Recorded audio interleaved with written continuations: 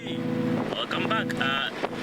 If you're watching this, there's a high probability you've also watched the episode 2 where Triffy is talking about her story into motorcycling, how she began, all those things. You've probably already watched that. This is part 2 of that. This part is mostly about us going to see Mama Kerry. She has children's orphanage where she gets kids and stays with them there, rehabilitates them, kids who have lost their parents and stuff like that. So we are going to see her. This is part of what we normally do, part of what we are trying to do for the community every single time. So it's not always about motorcycling, it's about motorcycling with a cause, with a purpose. We don't just do these things random. So part of that community we're involved with is Mike, the one who's driving. Say hi. Don't look at the camera. Well, we are driving. Then we have Curtis on the other side. Hey there. Curtis is more or less our guy. He's the one who is going to be helping us connect with Mama Kerry, among other things we are going to be doing. So yeah, you may probably be seeing Curtis and Mike quite a lot in the upcoming, in the future, in the many other videos to come. So yeah, sit back, enjoy, see the ride. We'll be seeing you in a few minutes.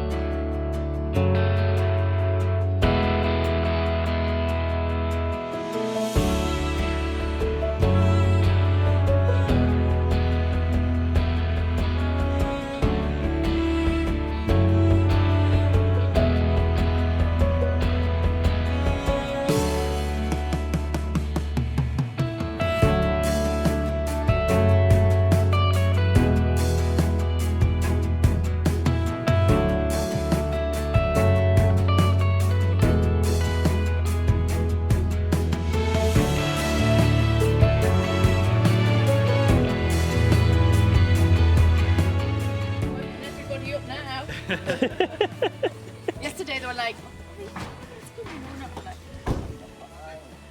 but anyway, welcome, Caribuni footprints. Triffy. I'm Kerry. Mama Kerry.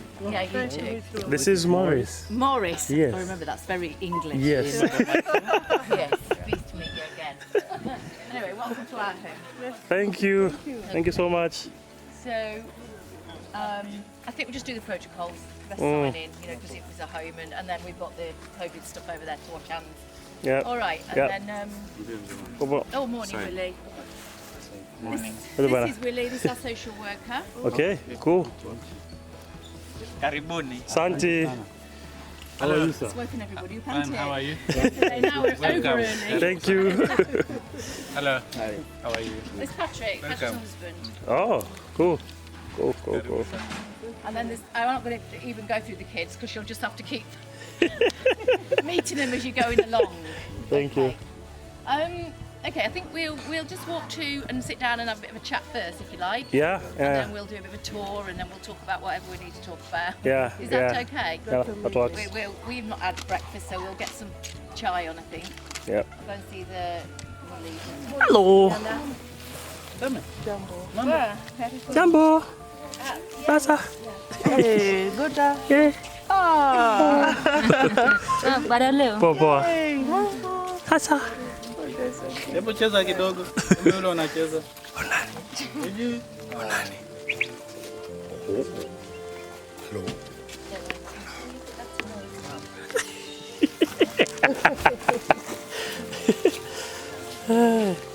So over the years, if you like, since 2007 when I first came here, which we'll talk about the story, but those babies like that that we rescued then are now up here, you see, they're in university and college. So we have a piece of land in Gwangani?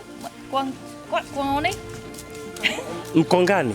No, near the airstrip. Mkwakwani. Yeah, that one. Yes, yeah. Hummingbirds and whatever. Anyway, so very small, but enough. Hello, sweetie, how are you?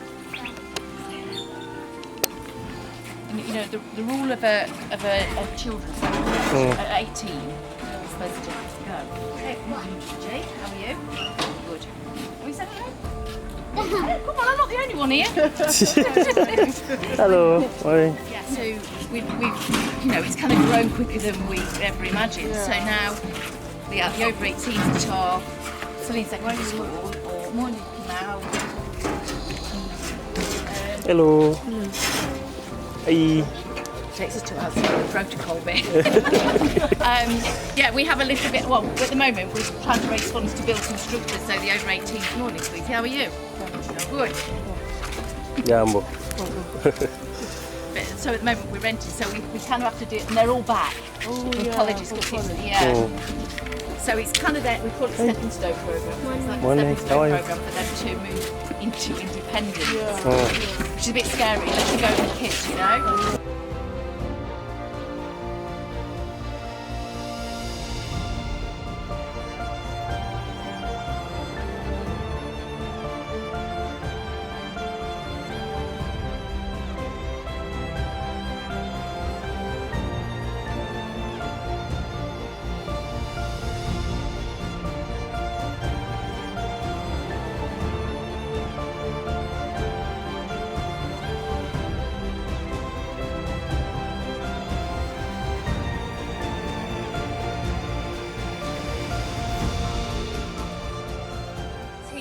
Here for 3 weeks working, you know, Camps International. Yes. So that was who I came with years and years and years ago. That's got my brochure out and thought, you know, kind of do something for the community moment. And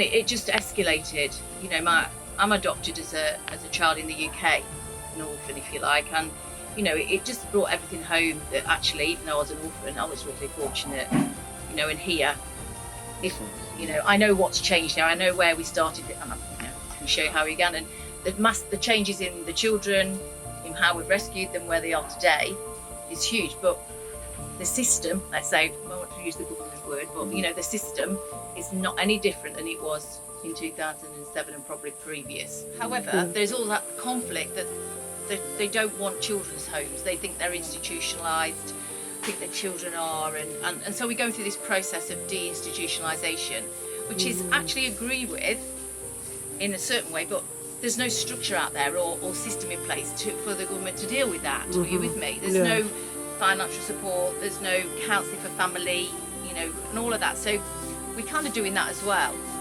So since 2007, I went back to the UK. We started the UK charity. So I formed the charity to start fundraising and trying to build up a team, if you like. And I have got nothing. Just to stand there in front of people and say, you know, we're really lucky actually, and there are other parts of this world that aren't. And I think the phrase is, Kerry, we can't go out to Africa and do that. We can't.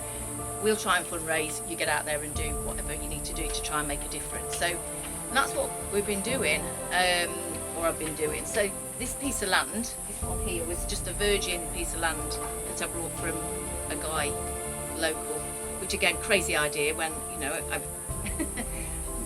I've never been here, you know. If I knew what I knew now, all those years ago, maybe I would have, I don't know, I'd have gulped and thought, maybe not. But that's what happened, and we continue to try and fundraise. We're not a big charity; it's just a very small charity in the UK. And the biggest thing is, like, you know, it's keeping people informed. People need to know if they're going to donate 1,000 shillings, for example. You know, is that money going to the right place? And that's why it's important for me to be on the ground, because you know the big Oxfams of this world and USAID and all of that, it's where does the money go? And there's been lots of controversy over the years with these Oxfam and you know all of that. So massive challenge is to be here constantly and to keep that regular communication, which at the moment is social media, as you know, websites, whatever, all of that. COVID's hit us hard, so we're not getting there was a handful of people that used to come regularly from the UK to help me and support me, and I just mean Volunteers. yeah, volunteers. They don't like that word either, but basically people in the UK, friends of mine that would come and, you know, we employ people locally. Okay, so Anita and the social worker, they have come from outside, because I get to realise that actually you need people that have got a bit of education behind them. I don't want to sound that demeaning, but it's important. because it's a big operation. From being a little piece of land to all of a sudden 2.5 acres, all these buildings that have taken place, you know, 3 vehicles and 48 kids, I think, 50 kids, that whether they're from tiny Jeffrey we've just rescued or up to Bukhari who's, you know, in university, Rafael's in university, it all takes a big operation to organise. So not only are they dealing with the loss, because they're either, you know, the situation's horrific. We've got from orphan kids, we've got from abandonment children, we've got from early marriage kids, Maasai kids, we've got from defilement kids, you know, and all that has to be dealt with and counselled, you know. So, and then obviously then they're in this environment. I won't say it's a bubble, but you know, it's a safe environment. That's what we wanted to, that's what's in my heart, what I wanted to create, a family environment. So they're going to school, they're coming back somewhere safe, they're getting 3 meals a day. You know, they're not getting steak and chips, they're getting, you know, Africa food, you know, bogosima, whatever, and, you know, and all of that. But they're safe. The healthcare's taken care of. We've got an NHIF scheme we're paying to, so everybody's covered. And then all of a sudden, like I said, with the government criteria of over 18 exit, I hate that word, it's called exit policy. And that's not nice. I mean, if we've got your own children, you're not going to, at 18, say off you go. You're still guide. In fact, it's probably more important. So, hence doing the over 18 stepping stone programme. So, of which now we've got a mixture of secondary school kids and kids that are now moving into college and university. That when they come back, they have a home to go to, but they're a bit more independent. So they're cooking for themselves, and they are, you know, they're just being a bit more freer. Yeah, over the years this has been created. We've now got, so where are we at today? We are at, like I said, 48 kids. We are in transition from the Footprints Children's Home that existed for all these years into like a Mama Kerry alternative care programme for the children. So in which we've now, by next April, the school here, so only PP1, early years, you know, the new curriculum's come into place, which I love. And so, you know, at the moment we're schooling 11 of our own children. But we are opening it up to the community, and we'll be talking to Curtis about how we can develop that as a boarding facility Monday to Friday.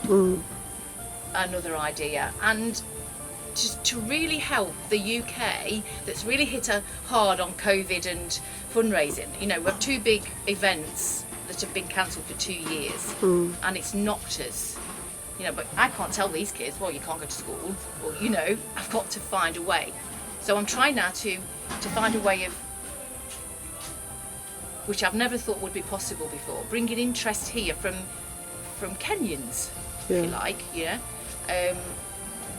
And it doesn't have to be money.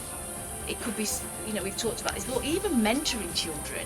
I can't do all this anymore on my own. I'm physically, you know, drained, I suppose, you know, and it could be an array of things. So the school is one thing that we're developing for the new curriculum early years. It's all fully functioning as far as certification. We've got Ministry of Education certificates. It's even registered as an incorporated business because it could possibly take school fees and all of that. The Mama Kerry Alternative Programme is dealing with the rescues still, and once they at an age, they will then automatically go in, transition into the school as a boarder to enable them to be here and stay safe. Yeah. We're also looking at existing children that we're trying to do tracing, and we're trying to do so trying to find distant relatives. Like we've got 2 that have now we found distant cousins or whatever. Now that's scary, you know, but we've got to try and see if we can reintegrate if possible. But it's very sensitive for the child, so that's a process. And we've also got to try and look to see whether there's a possibility of foster care. And the government don't push all that. Adoption, I don't even want to go there, but at least foster care, I know there's a process, and I know there are people, I don't mean international foster care or adoption, I mean Kenyans who are childless couples maybe, you know. It's like I say, we've got the transport, we've got all of that, but you know, we've got a backup system of batteries because the times it goes off, as you know, or you know, boring KPLC. So we have that, and then we were fortunate to get you've heard of Rotary, you know, Rotary International, heard of Rotary? Yeah. So in the UK, we managed to, I used my local team who went at county level, international level, and managed to get us enough money and funding to be able to dig a borehole. So that happened in 2015. So, you know, as you grow, all the things you were doing small, going to the well and getting, you know, washing your clothes and, you know, a tiny bit of solar or whatever became, actually, if we don't do something bigger, this is not going to survive. We teamed up with the Mombasa Rotary as well, so it has to be like linked together. And, you know, managed to get a borehole, so now we have borehole water that's successful. We do supply to the community when we've got enough. You know, there's a whole array of, you know, all I wanted to do was make sure I made a difference to a child's life. I didn't think I'd be building septic tanks. I'm wondering how I was going to empty them, because no vehicle can get up here to empty them, you know? All those things, you know, I suppose for me it's about hoping and praying that they will be able to, you know, accept their history, to move on. You know, we've got two brothers. We've got a lot of siblings here, by the way, because I never split them up. You know, the government say, oh no, that person's too old or whatever, that child's too old. I'm not splitting. They've already lost their parents. They've already lost everything. Don't just let them lose their siblings and their brothers and their sisters. So we have quite a few family groups, if you like, 3 or 4 or whatever. You know, and the losses, you know, we have big kids actually, so, you know, we're scared because we haven't got anybody. And I'm saying, I know they're hot, I can't, you're always part of Footprints family, and all I can say is I can't change the past, I can't bring any parents back or anything, but now I'm trying to make your life better for you to be able to have your own family, and then you will create your own family. Yeah, so, yeah, you'll always have your memories or your thoughts, but this is now about you creating a family. When I met Curtis, went to his office actually. We were just throwing ideas around, and there's quite a couple of things we want to do with him. So he wrote to me that there is an idea he wants to share. So that's why I went to his office in the first place. So I get there and he tells me about this place, and we had a small, what do you call it? It's like a situation where things begin to kind of like coincide. Things just begin to come up to one path, you know. Because at the same time, I am involved, we're involved with the Kenya Kesho School for Girls. Oh, okay, all yeah. the way in Shimoni. Yes, yeah. And there's a big fundraiser I want to do for them somewhere next year. Because they are more or less doing the same thing you're doing. Yeah, I've met Sandra. yeah. Yes. So we're also involved with that. But theirs is coming next year. It's going to be a big ride where bikers are going to come in, do a lot of off-road biking, and at the end of the day, the participation, the money contributed, the sponsors will be there. Part of the funding is going to go to that side. So when he mentioned this place, I was like, well, okay. That means I have to sit down and create a program for this. And I was like, it's all fun. For us, it's mostly fun because bikers are just people who love doing good things in the community, in general. So I decided, we thought we should come to this place, meet up with you. get to know about the way the place is running, see all the places, because the first strategy, first of all, is to get the word out that Mama Kerry's place exists, and if there are bikers doing any kind of off-road tours, traveling around, there's accommodation here. There are some houses down there where you can come and sleep here. There's food here. There's everything you need here, actually. So that's part of what you should be doing. All you have to do is just look for me in the comments, in the description, ask about the place, contact, website link, and even directions. All those will be provided. So if you're coming to tour Kwale County, if you're coming to tour Diani, I'm always around. It's not so far away from Diani. Yeah, it's not so far away. The It's, roads are the best they've been in 15 years. Yeah, the roads are well graded, as you've seen from the videos I took previously as we were coming here. So that is something you can do. You can always come here, pitch in. You can also volunteer your time if you're maybe passing through Kenya.